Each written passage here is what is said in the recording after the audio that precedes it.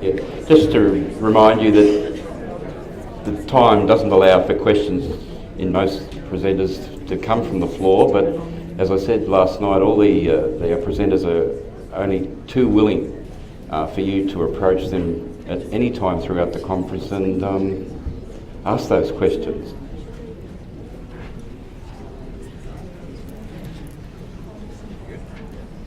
I'd now like to introduce Elizabeth Lee from the Communication Toolbox, who will present information of a case study which is involving exactly what we've just been hearing about. It's all yours, Elizabeth. Thank you. Okay. Can you all hear me? No. Oh, I Sure. may have to ditch this. Can you all hear me? It's all a part of the fun. Off to a cracking start there.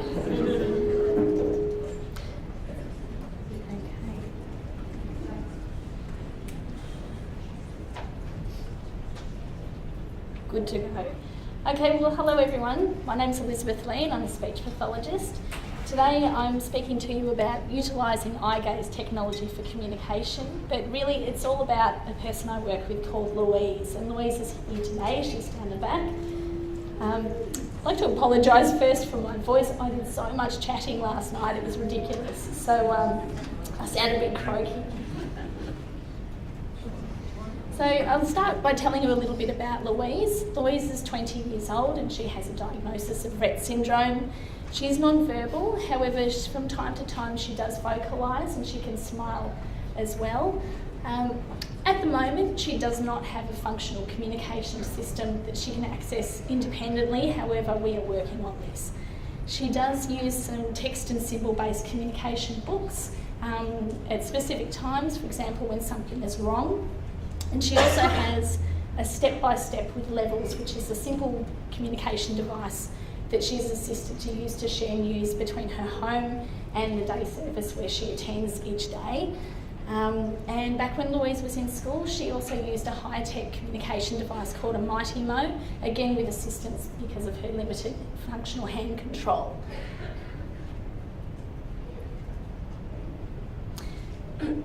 So Louise's journey with eye gaze began last year. She attended an advisory session with Comtech. Comtech is an assistive technology service that runs through Urella in Victoria, and they identified eye gaze as having potential as a possible communication method and recommended that it be explored further. And so some equipment was obtained on Louise's behalf, and you can see there's an eye tracker which Tracy showed before. It's a little unit that's mounted just on the bottom of that height adjustable monitor.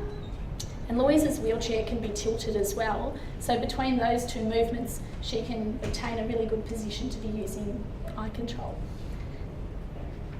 So this is the point that I met Louise, and my role was to support her through this trial period. So firstly, we wanted to identify a communication system that she could access independently, because as Tracy said, there's lots of different things on the market.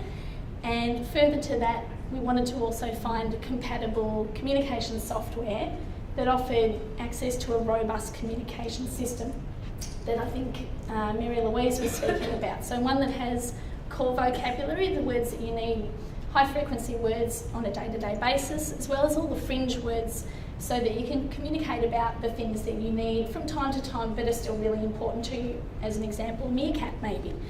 And ultimately, we really wanted for Louise to give her a way to independently access her communication system, and again, as Mary Louise said, so she can say what she wants to say, when she wants to say it, and to whom she wants to say it. So this is the goal we'll always be having in our minds, to try and work towards and make sure the equipment that we get for her has all of that functionality in it. So we started weekly sessions back in February of this year, and initially we worked on eye gaze skills somewhat separately to communication, as we've heard a bit about today, but quickly brought them back together as well. And Louise was working on cause and effect style activities, so looking at a target on the screen and something would happen instantly. as well as accuracy style activities, so her ability to track a moving target, which is an important skill when you think about needing to calibrate the system to teach it where your eyes are looking. And also that dwell clicking, so a lot like the cause and effect, you're looking, but a period of time has to elapse before the choice is made. And that's particularly important because ultimately that's how she will be accessing her communication device or communication system on eye gaze, by looking at a target, waiting for that time to elapse, and then the choice is registered by speaking out a message or controlling a function like turning a page.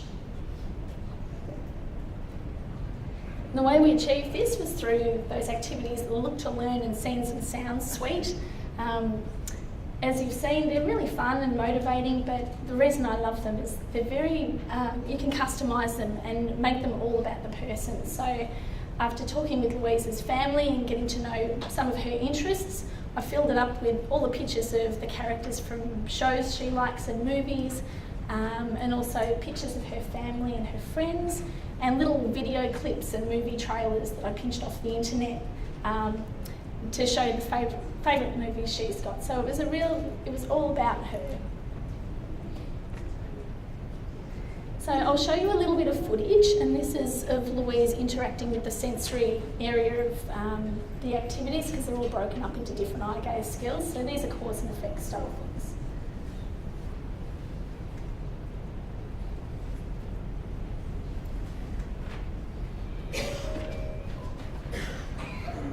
So you can see she's got 9 targets on the screen, and when she looks at each of those blocks, it disappears to reveal an image underneath. And that's one I've put in the system. If you're not in the know, it's going to be Troy, or Zac Efron from High School Musical.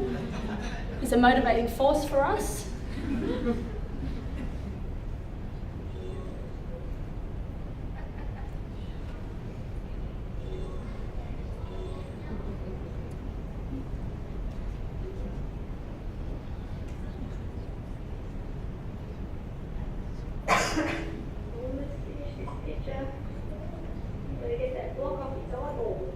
I nearly edited that out, but then I thought it should be representative of all the silly things I usually say in a session. So you progress through this activity. You can see there's now 20 blocks on the screen. So as well as this being a really great leisure activity and providing us with information that Louise can interact with the system, I'm getting clinical information about maybe how many messages might be appropriate for her down the track for her communication pages. She's able to zero in on all of those targets to get rid of them to reveal the picture. You can see too that once you've cleared, like for a picture with someone's face, there's not a lot of motivation to get the edge bits. However, she still does in a lot of cases.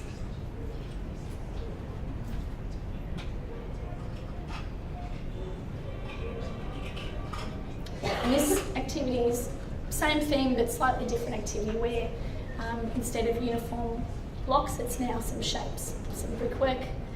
She's got to work through to get rid of all of those so that she can see an image from a DVD that she likes.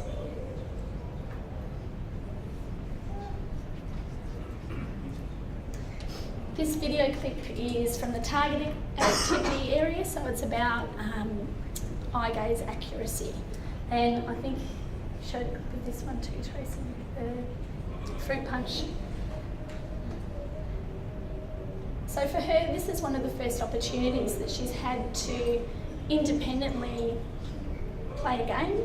And you know, if you've played Fruit Ninja on your phone, it's really addictive. You've got that target, you've got to work down, and it's just a really fun thing to do. But for me, again, that clinical information, I'm looking to see if she's able to access all the areas of the screen, or if one area might be a little bit harder than others, again, to build a picture of what the communication system is going to look like. I'm conscious of the time, so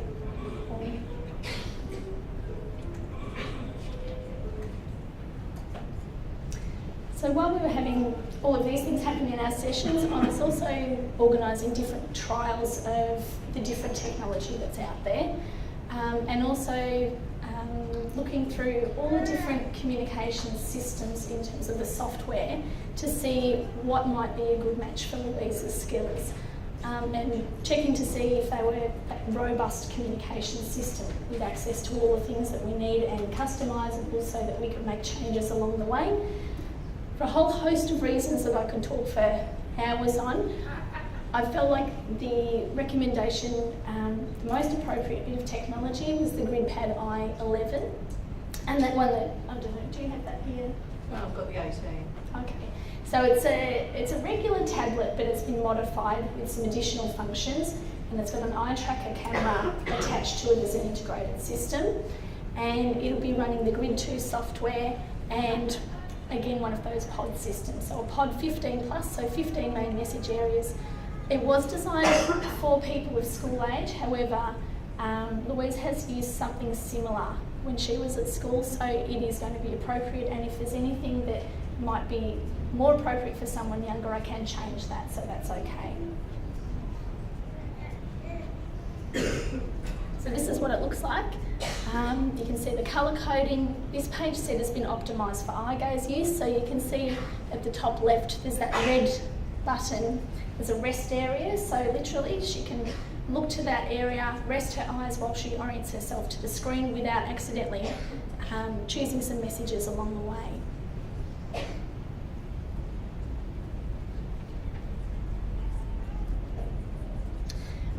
This is software in the Grid 2, and this is to bridge that gap between going from being without a functional communication system to using the pod. As Tracy said, it's a massive step. So as an interim measure, I made a custom-made page set in the Grid 2. You can see there's a big target area with a photo, and that's a picture from the Oddball movie that came out recently. So I've made a way for Louise to share these independently. So she does have that step-by-step, but she can do this on her own terms. And I'm also introducing the concept that some areas are for messages and some are for functions. So you can see there's a message area, that white bit at the top. So once Louise looks at that and that dwell time is up, you can see she's just about there. It'll insert that message into the message area. Then if she wants to, she can hit that red button to clear the message, and to advance to another page, there's an arrow down the bottom. So I've replicated some of the functions that she'll be using in the pod, but this is just an interim measure to share some news, get that practice at being involved in a communication and having that interaction.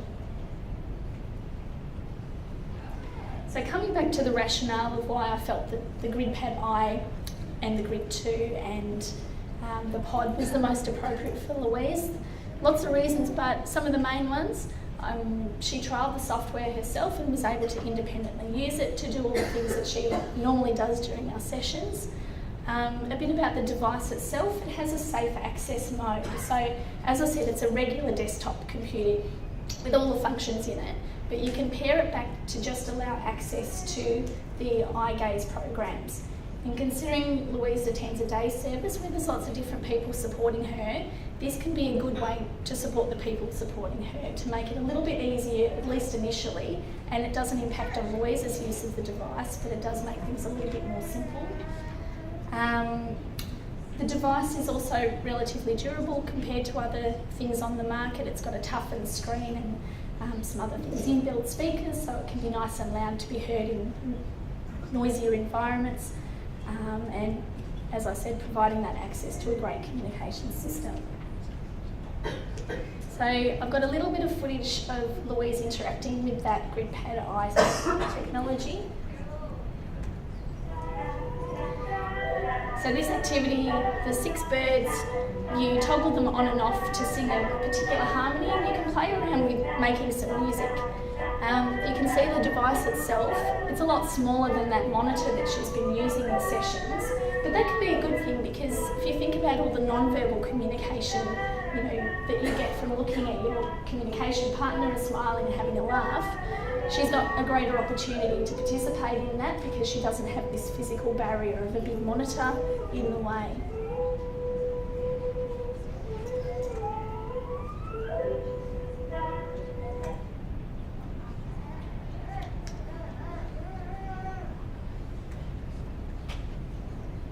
And this footage is from a similar activity called Rock Bands. Here we go. press it a bunch of times and it'll work. So she's got to activate 4 different musicians, and you can put them together any way you like.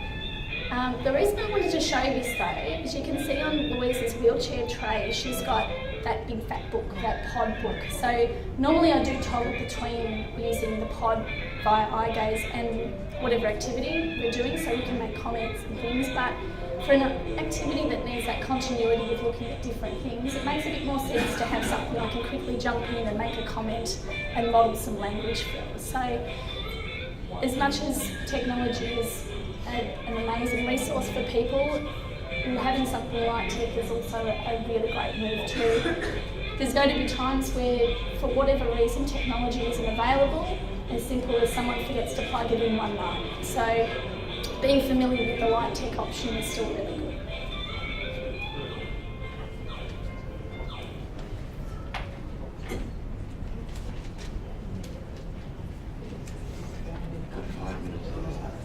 If you need a couple of minutes,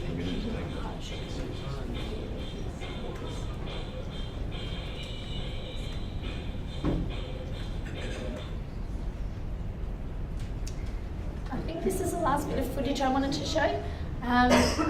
This is bringing together a lot of the different eye gaze skills that Louise has acquired and developed.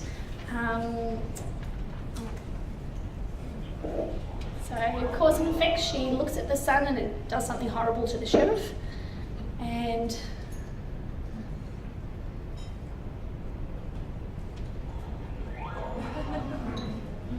which is pretty good.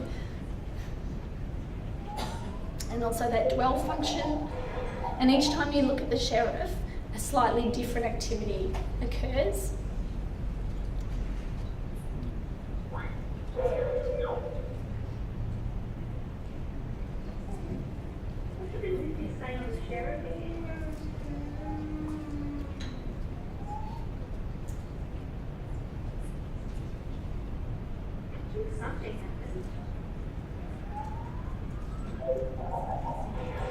So I'm really conscious that this is her game.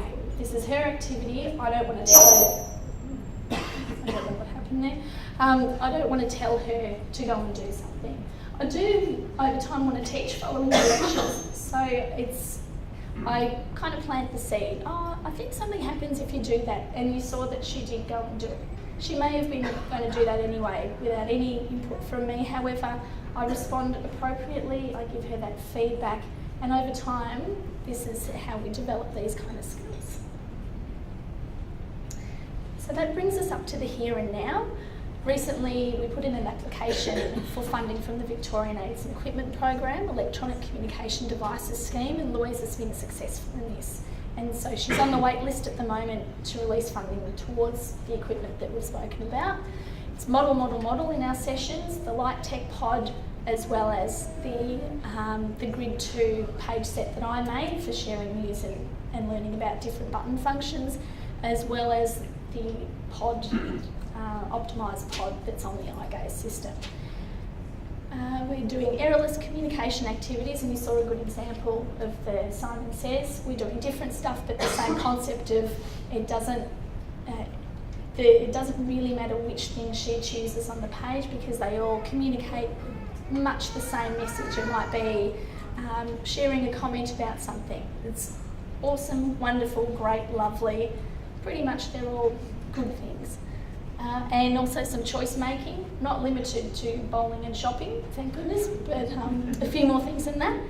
We're all creating a language-rich environment too. So the day service where Louise attends, we're putting the symbols everywhere, making everyone understand more about the symbol set, and also doing lots of staff training, initially in communication strategies, as well as specific information about modelling a pod and using it, so that we're all doing it the same way for that consistency for Louise.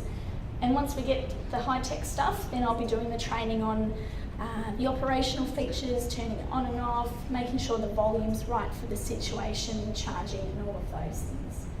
So this has been a very, very brief overview of Louise's journey this far, and it's been wonderful to share it with you all today, and I'd really love to thank Louise and her family for allowing that to happen. Thank you.